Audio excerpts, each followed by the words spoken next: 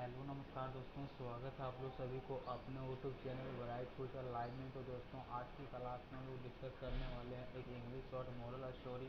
इस स्टोरी का टाइटल है ओवर क्लेवरनेस। तो ओवर मतलब क्या होता है, हम लोग समझते हैं कि ओवर मतलब जो होता है सो ज़्यादा होता है, और क्लेवरनेस मतलब जो होता है सो चालाकीपन होता है। तो इस प्रकार से हम लोग कह सकते हैं कि कहीं भी वर्ड यदि नेस दिखे तो नेस मतलब वर्ड जो होता है सो पन होता है, और कहीं भी जुड़ जाए तो उसका वर्ड निकल कर आता है पन, यानी कि क्लेवर मतलब होता है चालाकी, तो पन हो गया तो चालाकी पन हो गया। तो इस स्टोरी के माध्यम से हम लोग करेक्ट प्रोनाउंसिएशन, ग्रामर पार्ट और नए नए वर्ड को भी सीखने वाले हैं। तो अब हम लोग देखते हैं, लाइन बाय लाइन डिस्कस करते हैं। Rahul had to go to Mumbai. तो राहुल को कहाँ जाना पड़ता है? मुंबई जाना पड़ता है। तो जब हम लोग को यूज करना रहता है कि जाना है, जाना है, क्या है?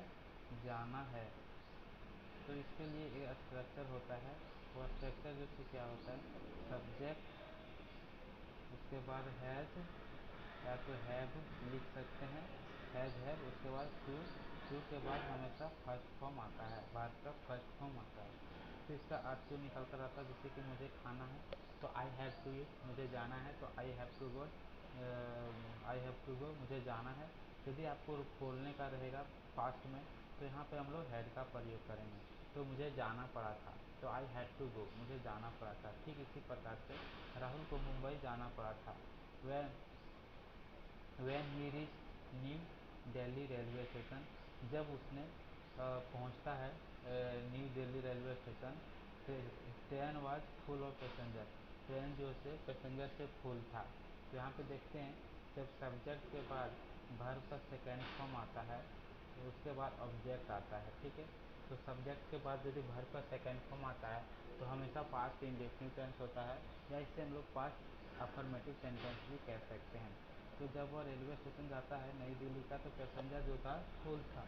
उसके बाद हम लोग देखते हैं कि there was no space in the carriage. तो कैरेज जो होता है, जो बोगी होता है, जो पैसेंजर को बैठने के लिए होता है बोगी, उसी को हम लोग कैरेज बोलते हैं। तो इसको एक प्रकार से डिब्बा भी कह सकते हैं।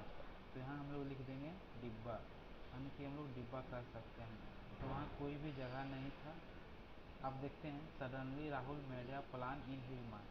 तो मेड जो होती है सो मेक का सेकेंड फॉर्म है। मेक मतलब बनाना होता है, तो मेड मतलब बनाना होता है, तो वह जैसे सेकेंड फॉर्म होता है। तो उसने सडनली, जैसे राहुल जो होते हैं अचानक, जैसे राहुल क्या करती है, अपना माइंड में एक योजना बना लेती है। He bought a rubber snake and threw threw it in the carriage. तो उसने जो क्या करता है राहुल, बाउट मतलब होता है खरीदना, और बाय का ये सेकेंड फॉर्म होता है। तो उसने जो सो एक रबर सांप खरीदता है और बोगी में फेंक देता है। All the passenger got scared and run out of the carriage. All the passenger यानी कि सभी पैसेंजर जो होता है सो भयभीत हो जाता है। कैरेट स्केयर मतलब क्या होता है? भयभीत होना, यानी कि डर जाना। तो हम लोग ये जो से क्या है, एक प्रकार का एडजेक्टिव वर्ड है। और कहीं भी हम लोग एडजेक्टिव वर्ड, यदि हम एडजेक्टिव वर्ड को हम लोग वर्ब बनाने के कार्य करते हैं तो उसके लिए हम लोग को सपोर्टिंग वर्ब की ज़रूरत पड़ती है, जो कि है गेट। तो इसको हम लोग कह सकते हैं कि when I change adjective into verb then I have to use a supporting verb gate.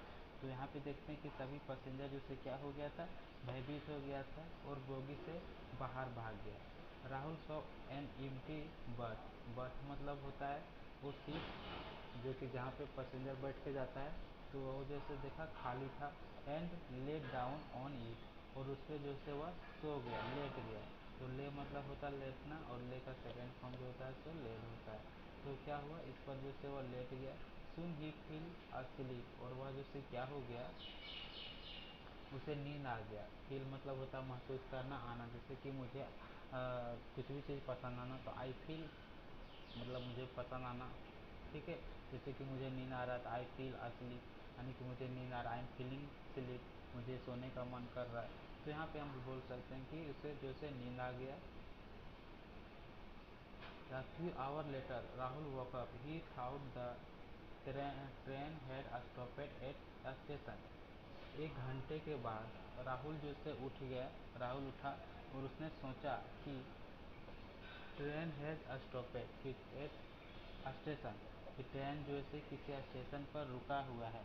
He goat out of the carriage, उसने बोगी से बाहर गया एंड आस्क्ड द टीसी, वो टीसी से पूछा था, टीसी जो टिकट कलेक्टर होता है, टिकट कलेक्ट करने वाला, हाँ उससे पूछा विच स्टेशन इज दिस, वो या कौन सा स्टेशन है।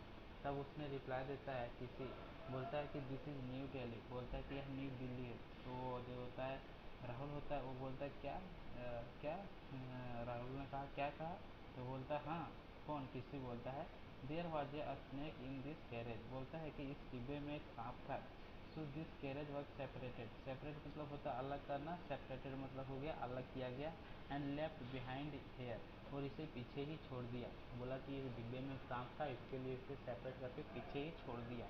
वाइल, जबकि the other carriage have left for Mumbai, जबकि अदर बोगी जितना भी था सभी को रवाना कर दिया है मुंबई के लिए। राहुल और कलिवर्नस had put him in deep problem, तो राहुल का जो ज़्यादा चालाकीपन था वो क्या करता है उसको ही एक डीप यानी गहराई समस्या में डाल देता है। इस स्टोरी के माध्यम से हम यह समझते हैं कि आजकल की दुनिया में ज़्यादा चालाकीपन नहीं करना है, जैसे कि राहुल ने किया।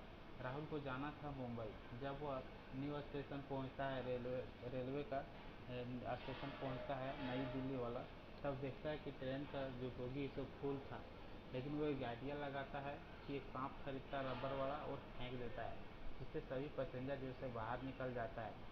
तब उसको एक सीट मिलता है, देखता है तो वह सो जाता है, लेकिन 1 घंटे के बाद जब उठता है तब ट्रेन लगता है उसको कि ट्रेन जो से किसी स्टेशन पर रुका हुआ है।